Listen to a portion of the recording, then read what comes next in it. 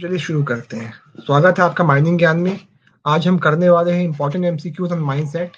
ये हमारा third lecture है, तो चलिए शुरू करते हैं। तो ये फर्स्ट क्वेश्चन है, विच of the following is not included in powers of committee? निम्न में से कौन कमेटी की शक्तियों में सम्मिलित नहीं है? निम्न में से कौन कमेटी की शक्तियां नहीं है? तो आपके ऑप्शंस हैं। Option number A, discovery and inspection, किसी भी जगह का डिस्कवरी करना, वहां खोजबीन करना और वहां जांच करना। Option number B, imposing penalties for contravention of provisions of mindset, mindset के किसी प्रावधान के उल्लंघन करने पर वहां पर जुर्माने का प्रावधान करना। Option number C, forcing the attendance of any person in examining him on oath, किसी व्यक्ति को अपने सामने पेश करने के लिए बाध्य करना और उसे कसम के आधार पर, शपथ के आधार पर उससे पूछताछ करना। Option number D, compelling the production of document, यानी कि कुछ डॉक्यूमेंट्स को पेश करने के लिए लोगों को बाध्य करना। तो जल्दी से आप लोग इसका आंसर बताइए क्या होगा।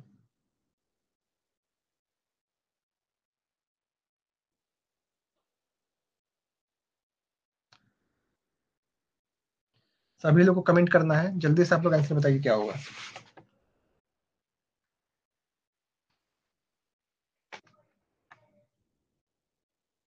सभी लोग आंसर बताइए क्या होगा। सी सी सी। क्वेश्चन को आप लोग ध्यान से पढ़िए, इसमें ये लिखा हुआ है कि निम्न में से कौन कमिटी की पावर्स में से नहीं है। कौन सी चीज कमिटी की शक्तियों में नहीं आता है, सवाल ये पूछ रहा है। तो इसका राइट आंसर है option number B. Option number B is the right answer. एक सेकेंड, इस क्वेश्चन का राइट आंसर है ऑप्शन नंबर बी। देखिए, ये माइंड सेट को आप देख सकते हैं, वहां पर साफ तौर पे लिखा गया है कि बाकी जितनी भी चीजें हैं वो कमेटी की पावर्स में आती, लेकिन पेनल्टीज इंपोज करने की जो पावर्स है वो कमेटी में नहीं आती। इस बात का आपको ध्यान रखना है। ऑप्शन नंबर बी जो है इसका राइट आंसर है। चलिए ठीक है, फिर आगे बढ़ते हैं। सबको समझ में आया ये चीज। नेक्स्ट क्वेश्चन है, who is responsible for recovery of expenses under section 15 of mindset? निम्न में से कौन एक्सपेंसेस जो खर्चे होते हैं उसकी रिकवरी के लिए माइंस एक्ट के सेक्शन 15 के तहत जिम्मेदार है? तो इसके ऑप्शंस हैं। Option number A, owner. Option number B, owner, agent and manager. Option number C, owner and agent. Option number D, owner और एजेंट। जल्दी बताइए इसका राइट आंसर क्या होगा। क्वेश्चन नंबर 2 का राइट आंसर क्या होगा, जल्दी बताइए।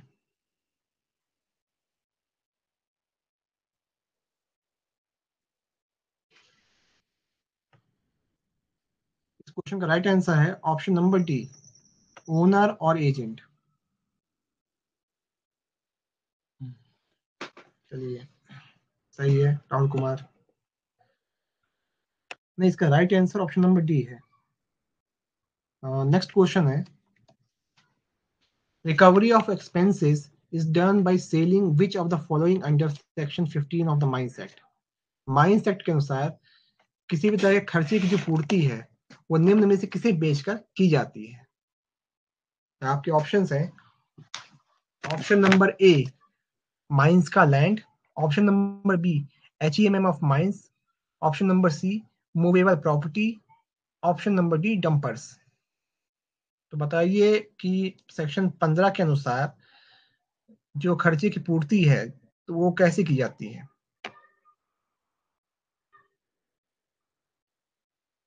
चलिए चलिए, सबका आंसर आ रहा है। शुभम यादव का आंसर, राहुल कुमार का आंसर ए आ रहा है। शुभम यादव का आंसर सी आ रहा है। जल्दी वाला कमेंट करिए।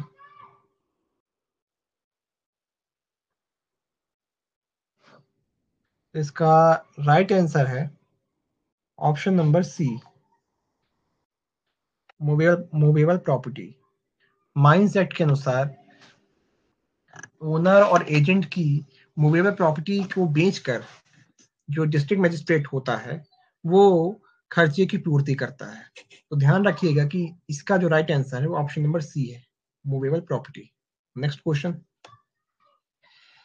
According to section 15 of mines act, owner और agent is required to pay the amount within. तो माइंस एक्ट के सेक्शन, यहाँ पर माइंस एक्ट होगा, माइंस एक्ट होगा, तो इस यहाँ पर इसको थोड़ा सा सुधार लेंगे।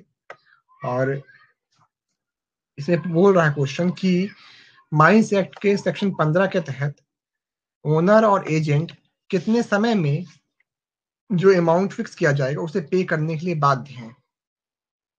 तो क्वेश्चन सबको समझ में आया? तो इसके ऑप्शंस हैं, ऑप्शन नंबर ए 6 हफ्ते, ऑप्शन नंबर बी 5 हफ्ते, ऑप्शन नंबर सी 3 हफ्ते, ऑप्शन नंबर डी 4 हफ्ते।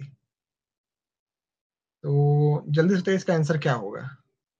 6 हफ्ते, 5 हफ्ते, 3 हफ्ते कि 4 हफ्ते? तो ये सबका आंसर आ गया है, ऑप्शन नंबर ए। ये आप सब बिल्कुल सही है, इसका राइट आंसर है ऑप्शन नंबर ए 6 वीक्स। तो ध्यान रखना है कि सेक्शन 15 के तहत ओनर और एजेंट को 6 हफ्तों के भीतर जो अमाउंट जो तय किया जाएगा वो उन्हें पे करना है, सेंट्रल गवर्नमेंट को। नेक्स्ट क्वेश्चन है, under section 16 notice before commencement of mining operation is not given to which of the following. Section 16 के तहत माइनिंग ऑपरेशन शुरू करने से पहले निम्न में से किसे नोटिस नहीं दिया जाएगा, नहीं दिया जाएगा। यहाँ पर नॉट शब्द का इस्तेमाल किया गया, तो ध्यान रखिएगा। तो आपके ऑप्शंस हैं, option number A chief inspector, option number B regional inspector, option number C controller IBM, option number D district magistrate. यहाँ पर ध्यान रखिए, यहाँ पर नॉट लिखा हुआ है, तो सबके आंसर गलत आ रहे हैं, क्या बात है?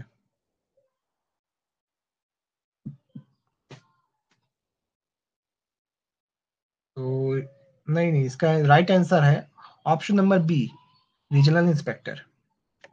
देखिए एक बात ध्यान रखिएगा कि जो ये सेक्शन 16 जो नोटिस होता है वो चीफ इंस्पेक्टर, कंट्रोलर आईबीएम और डीएम को जाता है, और रीजनल इंस्पेक्टर को उसकी एक कॉपी जाती है।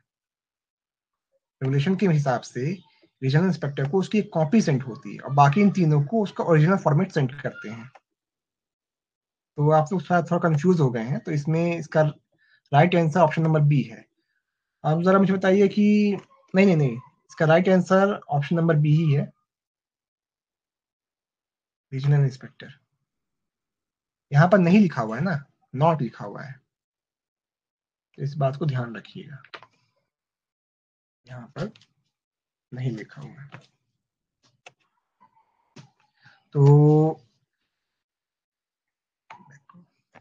तो इस क्वेश्चन में इस बात को ध्यान रखिएगा। आप जरा बताइए कि आईबीएम फुल फॉर्म क्या होता है? आईबीएम का फुल फॉर्म क्या होता है? जल्दी से आप लोग कमेंट करिए क्या होगा इसका फुल फॉर्म।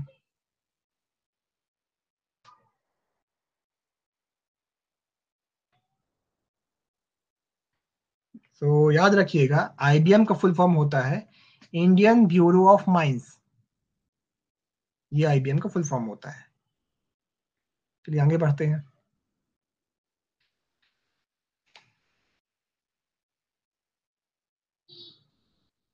तो इस क्वेश्चन में थोड़ी सी गलती हो गई है, तो इसको स्किप कर देते हैं, नेक्स्ट क्वेश्चन देखते हैं। तो इसमें बता रहा है, इसलिए बता ही देते हैं इस क्वेश्चन में क्या लिखा है। Manager of A mine is appointed by whom. यहाँ पर क्वेश्चन होगा कि निम्न में से कौन मैनेजर की नियुक्ति करता है। तो आपके ऑप्शन है, option number A owner, option number B, हाँ जॉन कुमार का आंसर है इंडियन ब्यूरो ऑफ माइंस, चलिए ठीक है। नेक्स्ट है owner and agent, option number C owner और agent, option number D chief inspector. इसका राइट आंसर क्या हो, जल्दी बताइए। वैसे इसका आंसर तो दिख ही रहा है, तो किसी को भी दिक्कत नहीं होनी चाहिए। बताइए, राइट आंसर दिखने के बाद भी लोग गलत बता रहे हैं।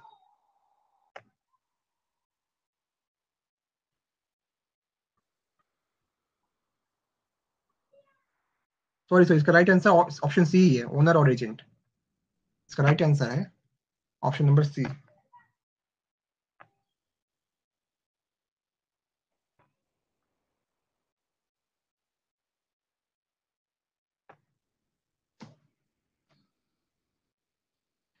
according to subsection 2 of section 2, according to subsection 2 of section 17, which of the following is not a responsibility of manager?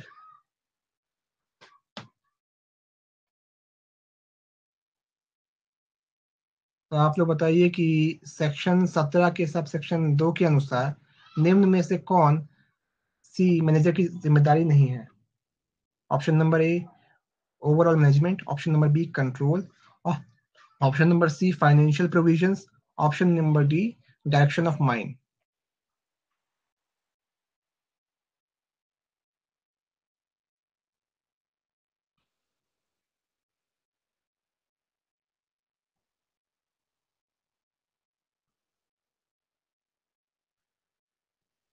सो सबका आंसर आ रहा है. इसका right answer option number C है, फाइनेंशियल प्रोविजंस. चलिए ठीक है, तो ध्यान रखना इस क्वेश्चन को. Person employed in mines is directly and responsible to which of the following? तो ये क्वेश्चन है कि जो व्यक्ति जो माइंस में एम्प्लॉय होता है वो डायरेक्टली किसके प्रति रिस्पॉन्सिबल होता है? माइंस में एम्प्लॉयड हर व्यक्ति डायरेक्टली किसके प्रति रिस्पॉन्सिबल होता है? तो ये क्वेश्चन हो गया, इसका बताइए आंसर क्या होगा. चलिए आंसर आना शुरू हो गए हैं. इसका राइट आंसर है ऑप्शन नंबर डी, मैनेजर. तो ध्यान रखिएगा, हर व्यक्ति जो भी माइंस में एम्प्लॉयड है वो सब मैनेजर के प्रति रिस्पॉन्सिबल होंगे, उत्तरदायी होंगे. और एक्सेप्ट इन इमरजेंसी, किसी आपातकाल के अलावा ओनर और एजेंट या उनके द्वारा नियुक्त कोई व्यक्ति किसी माइंस के एम्प्लॉय को आदेश नहीं दे सकता, accept in behalf of the manager. यदि उसे कोई आदेश देना भी है तो वो मैनेजर के बिहाफ में देगा. वो डायरेक्टली किसी को कोई कार्य करने के लिए माइंस का ओनर, एजेंट या फिर उनके द्वारा नियुक्त कोई व्यक्ति उनके बिहाफ में उनको आदेश नहीं दे सकता. इस बात का आप ध्यान रखिएगा. नेक्स्ट क्वेश्चन है, who is responsible for making financial provisions and other provisions under Mines Act? निम्न में से कौन वित्तीय प्रावधान और अन्य प्रावधान बनाने के लिए जिम्मेदार है माइंस एक्ट के अधीन के अनुसार? तो इसके ऑप्शन है, option number A owner, option number B owner and agent, option number C owner और agent, option number D owner, agent and manager.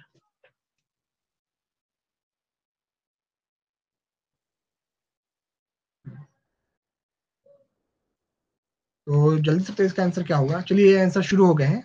Option number B owner and agent, इसका right answer है owner and agent. तो ध्यान रखिएगा कि कोई भी financial जो प्रोविजंस होते हैं उसका सीधा सीधा जो जवाबदारी होता है वो ओनर और एजेंट के ऊपर होता है. मैनेजर का उससे कोई सरोकार नहीं है. और मान लीजिए उसे किसी तरह की फाइनेंशियल असिस्टेंस की जरूरत पड़ती भी है, किसी वित्तीय सहायता की जरूरत पड़ती भी है, तो वो 3 दिन पहले लिखित में ओनर और एजेंट को क्या सूचित करेगा. और ये एक नियम है कि ओनर और एजेंट उसकी कोई ना कोई जवाब उसे 3 दिन के भीतर देंगे, यदि वो कार्य जो है माइंस की सेफ्टी या फिर किसी और कार्य से संबंधित हुआ. तो ध्यान रखिएगा कि किसी भी फाइनेंशियल प्रोविजन के लिए मैनेजर जिम्मेदार नहीं होता माइंस की. चलिए नेक्स्ट क्वेश्चन है. हाँ, ये क्वेश्चन थोड़ा सा इंपॉर्टेंट है क्योंकि क्वेश्चन 2023 के WCL माइंस सरदार एग्जाम में पूछा गया था. इस तरीके से क्वेश्चन काफी इंपॉर्टेंट है, तो उसको ध्यान रखिएगा. Responsibility of financial and other provisions are given in which section of the following? यानी कि वित्तीय प्रावधान और अन्य प्रावधानों की जो जिम्मेदारी का विषय में बताया गया है वो निम्न में से किस में बताया गया है? तो ऑप्शन नंबर ए है 17 का 4 में, ऑप्शन नंबर बी 18 का सबसेक्शन 1 में, ऑप्शन नंबर सी 17 का सबसेक्शन 2 में, ऑप्शन नंबर डी 18 का सबसेक्शन 2 में.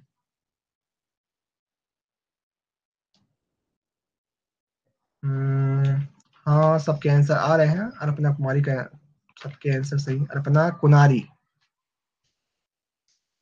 तो इसका right answer option number B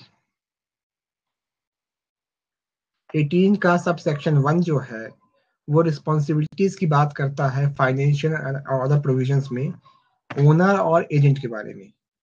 तो ये क्वेश्चन WCL में पूछा गया था लास्ट ईयर, तो इसको आप लोग ध्यान रखिएगा. ये इंपॉर्टेंट क्वेश्चन है। चलिए ठीक है, सबके आंसर सही है। नेक्स्ट क्वेश्चन है, according to subsection 5 of section 18, which of the following officials are not appointed to perform duties of supervision in respect of the provision of Mines Act हो गया यहाँ पर। तो ये क्वेश्चन है कि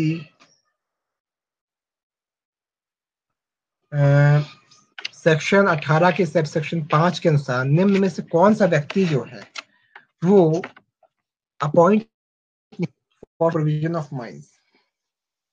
ध्यान रखिएगा, यहाँ पर स्पेसिफिकली पूछ रहा है सेक्शन 18 के सब सेक्शन 5 के अनुसार, तो आपको उसी के हिसाब से आंसर देना है। ये रीजन है। तो जल्दी से आप लोग इसका आंसर बताइए क्या होगा।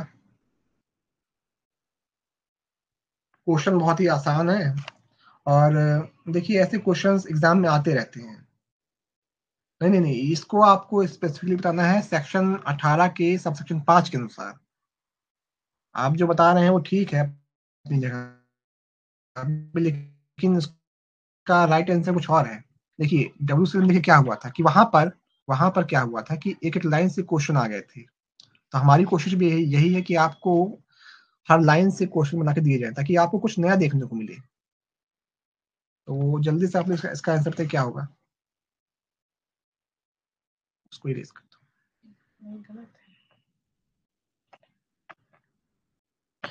तो इसका राइट आंसर है option number C, safety officer of mine. इसके लिए आप माइंस एक्ट का इस सबसेक्शन देख सकते हैं चाहे तो इसके अनुसार safety officer of the mine वो सुपरविजन के लिए जिम्मेदार नहीं है। देखिए इसमें है क्या, इसमें ये सेक्शन बोलता क्या, ये बोलता है कि यदि माइंस में कोई दुर्घटना होती है तो निम्न में से कौन कौन व्यक्ति जो है उसके लिए जिम्मेदार होंगे। तो जाहिर सी बात है यदि माइंस में कुछ भी होता है तो उसके लिए मैनेजर जिम्मेदार होगा, ओनर और एजेंट जिम्मेदार होंगे, और जो पर्सन जो कार्य कर रहा था, जो उस कार्य के लिए नियुक्त किया गया था, वो व्यक्ति भी जिम्मेदार होगा।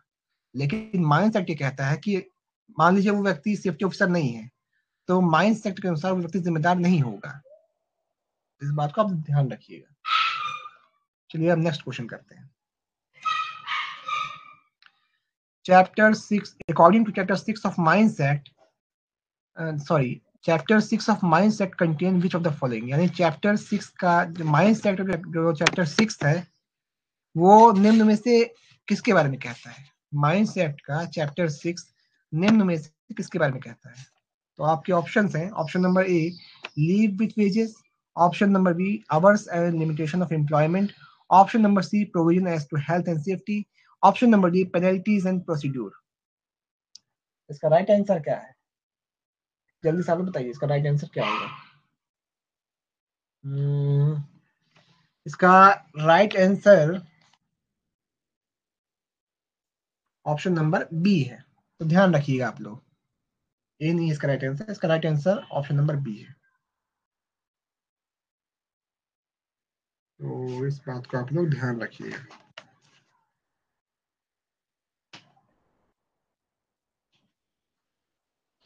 तो इसका आंसर बी होगा ना, तो ध्यान रखिएगा इसको।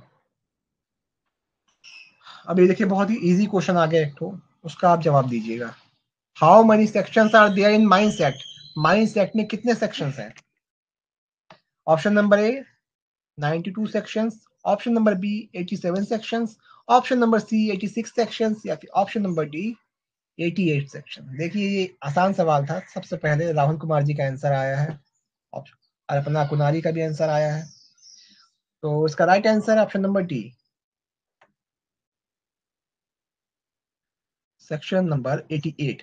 तो माइंस एक्ट में 88 सेक्शन है। देखिए कई बार क्या होता है कि आसान सवाल भी पूछ लेता है, लेकिन अगर हम रिवाइज ना करें तो हमसे गलती हो जाती है, तो ध्यान रखिएगा ये क्वेश्चन, ध्यान रखिएगा। नेक्स्ट क्वेश्चन है, what is the full name of mines act.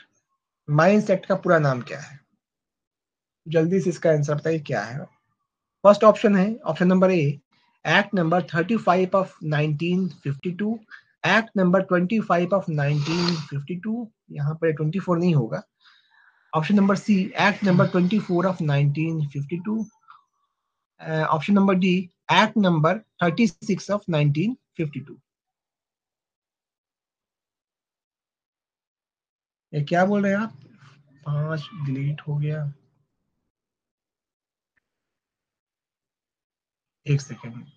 चलिए आप लोगों ने सही बताया, इसका राइट आंसर है option number A, act number 35 of 1952।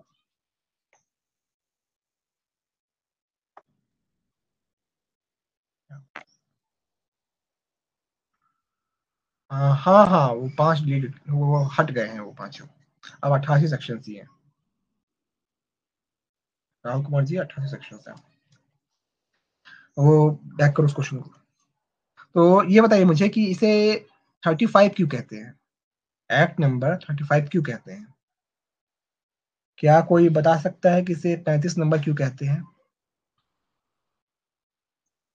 इसका नाम तो कुछ भी हो सकता था, 35, 36, 40, तो 35 ही क्यों है? जल्दी आप कमेंट करिए सर, क्यों इसे 35 कहते हैं? तो इसे 35 इसलिए कहते हैं क्योंकि ये उस समय पार्लियामेंट में पास हुआ 35वां एक्ट था, इसलिए इसे 35 कहते हैं। 35 का सिंपली मतलब ये है कि वो 1952 में पास हुआ 35वां एक्ट था। चलिए हाँ, सबका आंसर सही है, ये है। नेक्स्ट है, the provision of cool and wholesome drinking water is given in which of the following, यानी कि ठंडे और भरपूर मात्रा में जल का जो प्रावधान है वो निम्न में से किसमें दिया गया है? तो ऑप्शन नंबर ए है 19 का 1, ऑप्शन नंबर बी 19 का सब सेक्शन 2, ऑप्शन नंबर सी 19 का sub section 3, option number D 19 का सब सेक्शन 4। जल्दी से आप लोग इसका आंसर बताइए क्या होगा। तो क्वेश्चन फिर से सुन लीजिए। क्वेश्चन क्या है कि पर्याप्त मात्रा में ठंडे और भरपूर जल के जो प्रावधान है वो किसमें दिया गया है, कौन से सब सेक्शन में है?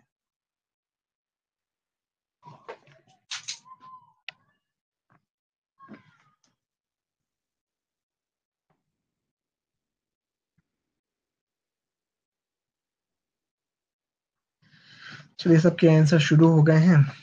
तो इसका राइट आंसर है ऑप्शन नंबर ए, 19 का 1।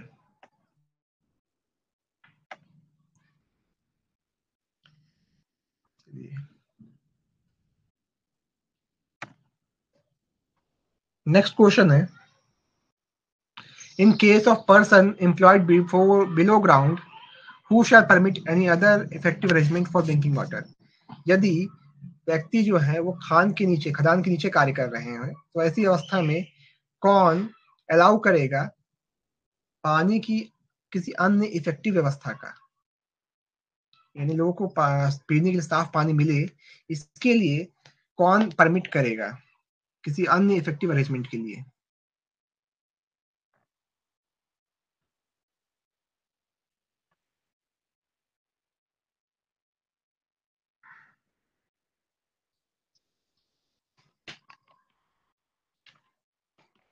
जल्दी से आप लोग इसका आंसर बताइए क्या होगा।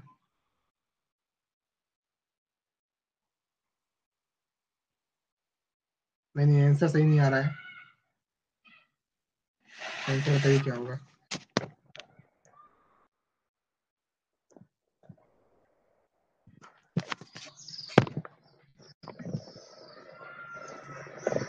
हाँ, तो इसका राइट आंसर कुछ लोगों का आया है, अर्पणा को, कुनारी जी का आया है। चलिए ठीक है, इसका राइट आंसर है option number B, chief inspector. तो माइंस एक्ट के सेक्शन 19 के तहत चीफ इंस्पेक्टर ही पानी के अगर यदि कोई अन्य इफेक्टिव व्यवस्था के लिए परमिशन दे सकता है। मान लीजिए कि इस कोई व्यक्ति है, जैसे अगर आप यूजी माइंस में नल नहीं लगवा सकते, तो अच्छा तरीका, कोई और तरीका है कि आप हर माइनर को 2 लीटर पानी दे दीजिए जो 8 घंटे के हिसाब से, तो उतना उनके लिए पर्याप्त रहता है। तो इसलिए मतलब चीफ इंस्पेक्टर से परमिशन लेके आप हर माइनर को 1 बॉटल पानी दे सकते हैं। तो यही है अदर इफेक्टिव अरेंजमेंट्स के बारे में है, ध्यान रखिएगा इस चीज को। नेक्स्ट,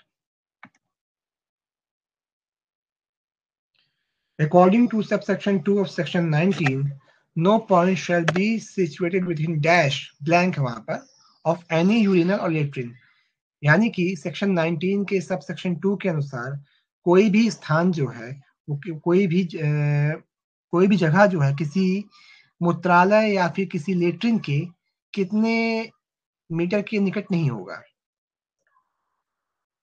कितने निकट नहीं होगा। तो ऑप्शन नंबर ए है 6 meter, option number B 10 meter, option number C 15 meter, option number D 5 meter. तो ये क्वेश्चन इंपॉर्टेंट है क्योंकि क्वेश्चन WCL के 2021 का जो वैकेंसी आई थी उसमें ही पूछा गया था। तो ये क्वेश्चन इस पॉइंट ऑफ व्यू से इंपॉर्टेंट है, इसको ध्यान रखिएगा, ये क्वेश्चन काफी इंपॉर्टेंट है। तो इसका राइट आंसर है ऑप्शन नंबर ए, सबका आंसर आ गया 6 मीटर। ध्यान रखना है कि 6 मीटर की दूरी से पास कोई भी वस्तु नहीं होगा किसी भी यूरिनल या फिर लेट्रिन के। तो नेक्स्ट है, according to subsection 3 of section 19 in respect of all mines of class of mines who shall make rules for securing complements with the provisions। तो इसका क्वेश्चन का मतलब हुआ कि सेक्शन 19 के सब सेक्शन 3 के अनुसार निम्न में से कौन किसी माइंस या फिर ग्रुप ऑफ माइंस के लिए किसी भी तरह के कानून बना सकता है, किसी भी तरह की व्यवस्था को लागू करने के लिए।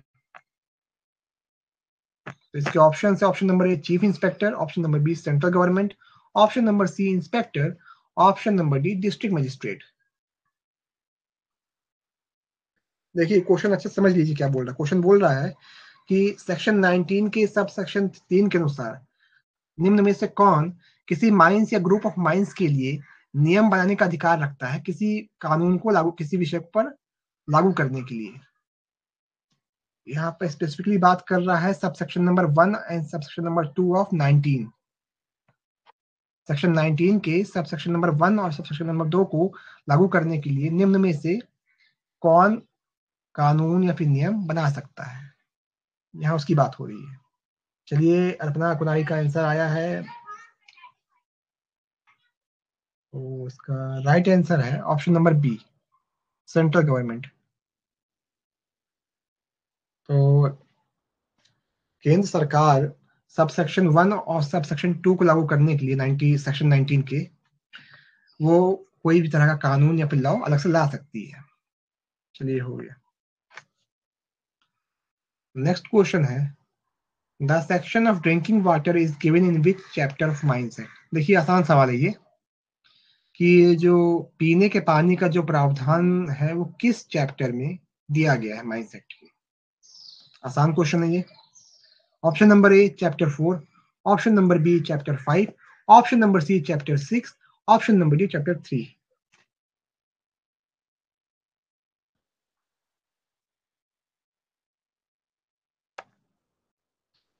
तो इसका राइट आंसर है चैप्टर 5।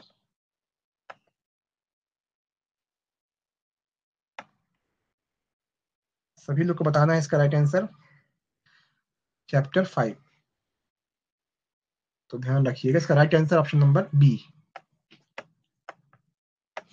एक सेकंड,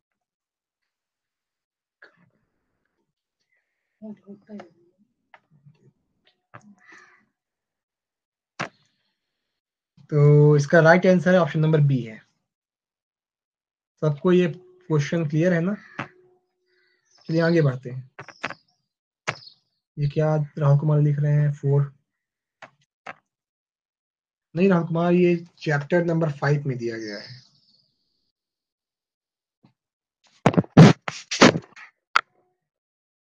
चलिए नेक्स्ट क्वेश्चन करते हैं।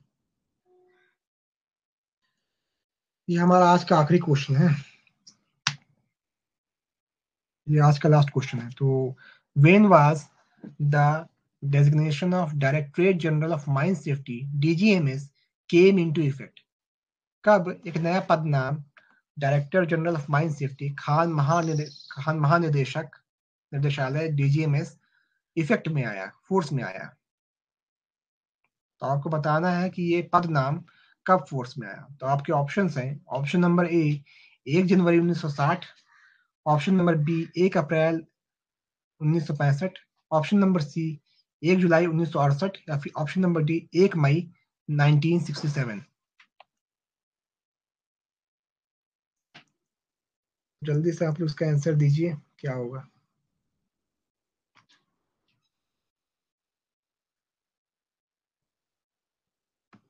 राहुल कुमार का आंसर आ गया है। चलिए, आपका आंसर बिल्कुल सही है। इसका राइट आंसर है 1 मई 1967।